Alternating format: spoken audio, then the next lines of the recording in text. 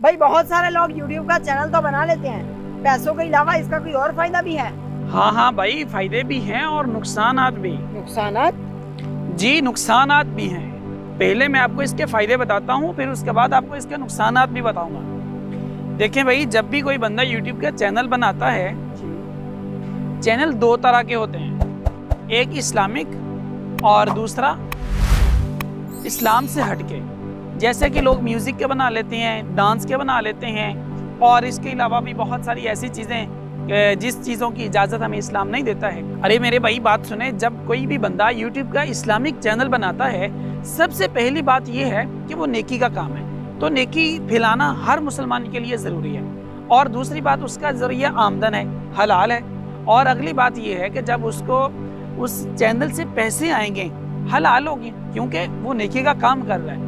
اچھا، اگلی بات سنیں، پھر اس کے بعد جب وہ بندہ دنیا سے چلا جائے گا، صدقہ جاریہ ہے، کوئی بھی بندہ مرنے کے بعد اس کی نیکی کی کوئی بات سنے گا، اس پہ عمل کرے گا، تو اس کو مرنے کے بعد بھی اس کا ثواب ملتا رہے گا۔ یہ ہیں اسلامک چینل کے فائدے۔ کتنے فائدے ہو گئے آپ کو؟ سب سے پہلا فائدہ آپ کا ذریعہ آمدن، دوسری بات یہ کہ جو اس کا رزق آ رہا ہے حلال ہے، پھر اس کے بعد جو بھی آپ نے اس کے اوپر اسلامی کوئی بھی بات اپلوڈ کی ہے وہ لوگوں تک پہنچ رہی ہے، تو اس کا فائدہ آپ کو نیکی اس کو بھی مل رہی ہے اور آپ کو بھی مل رہی ہے۔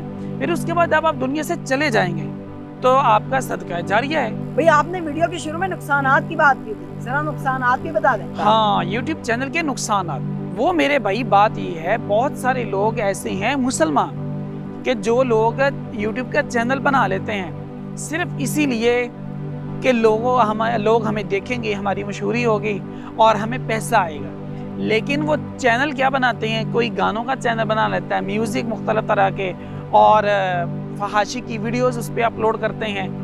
جتنے بھی ایسے گناہ کے کام ہیں، جس طرح صدقہ جاریہ ہوتا ہے نا نیکی کا، اسی طرح گناہ جاریہ بھی ہوتا ہے۔ بھائی دیکھیں، جب آپ نے کوئی بھی حرام کام کرنا ہے، سب سے پہلی بات ہے کہ آپ کو اس کے اوپر گناہ ملنا ہی ہے، اور دوسری بات یہ ہے کہ جب آپ نے اس کو ذریعہ آمدن بنانا ہے، حرام ذریعے سے جو بھی ذریعہ آمدن، اس سے جو پیسہ آ رہا ہے وہ بھی آپ کا حرام کا ہی ہے، کیونکہ اس کا ذریعہ حرام ہے۔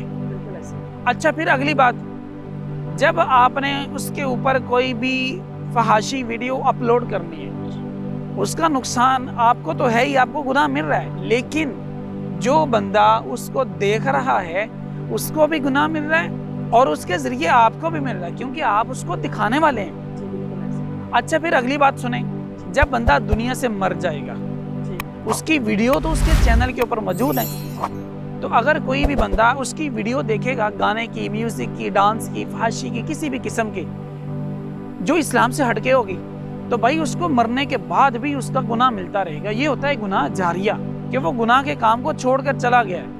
آپ مجھے یہ بتائیے کہ کسی مسلمان کو یہ کام زیب دیتا ہے؟ بالکل بھی نہیں۔ تو تمام میرے مسلمان دوستوں سے، بھائیوں سے اپیل ہے، درخواست ہے، ایک بات آپ کو ہمیشہ ذہن میں رکھنی چاہیے کہ جس اللہ نے ہمیں پیدا کیا ہے نا، اس اللہ نے ہمیں رزق بھی دینا ہے، رزق بھی اسی کی ذمہ داری ہے۔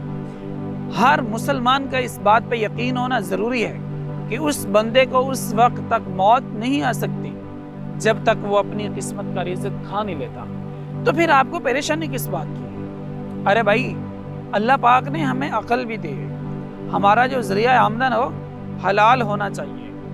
جب آپ کا اس بات پہ یقین ہو جائے گا نا کہ اللہ نے جو قسمت میں رزق لکھا ہے مل کے رہے گا، تو بس پھر آپ کامل ایمان والے ہیں، تو پھر ہم اپنا ذریعہ آمدن بھی حلال ڈھونڈیں گے۔ جن مسلمانوں کا یقین ڈاواڈول ہوتا ہے نا، اپنے اللہ پہ یقین نہیں ہوتا پورا، پھر وہ ذریعہ آمدن حرام ڈھونڈتے ہیں، کیونکہ اس کو اپنے اللہ پہ یقین ہی نہیں ہوتا ہے۔